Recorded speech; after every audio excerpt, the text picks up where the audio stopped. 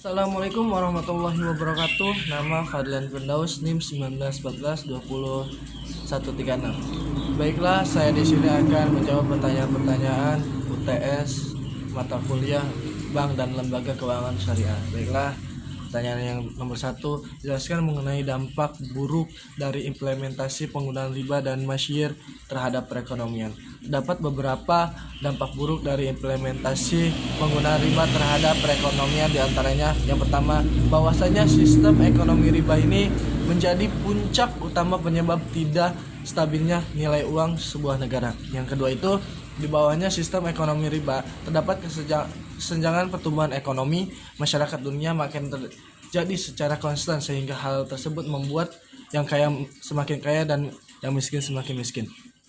Yang ketiga, suku bunga juga berpengaruh terhadap investasi produk dan penciptaannya pengangguran.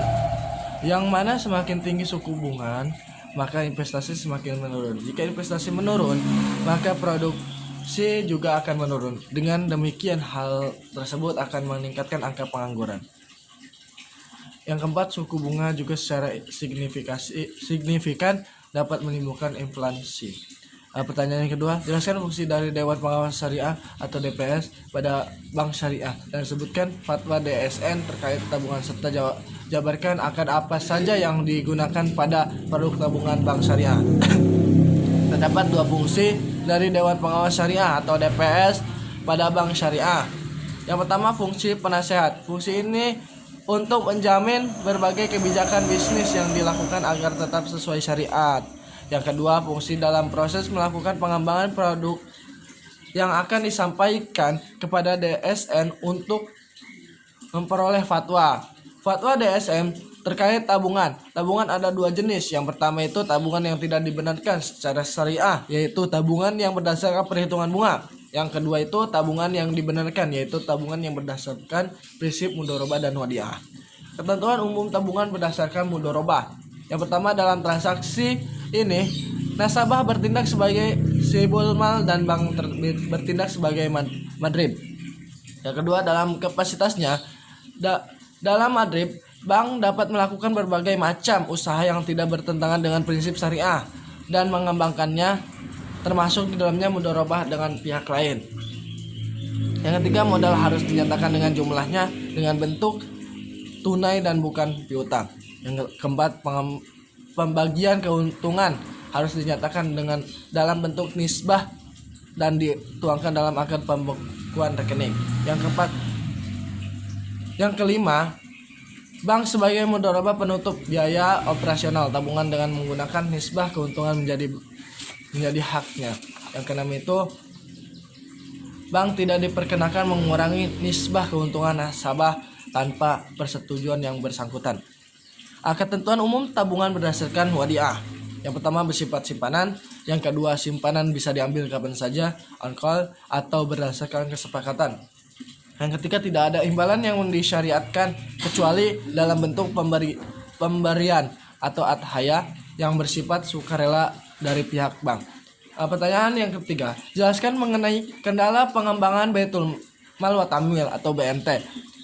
Terdapat beberapa kendala dalam pengembangan Baitul Mal wa Tamwil, diantaranya akumulasi kebutuhan dana masyarakat belum bisa dipenuhi oleh Baitul Mal wa Tamwil.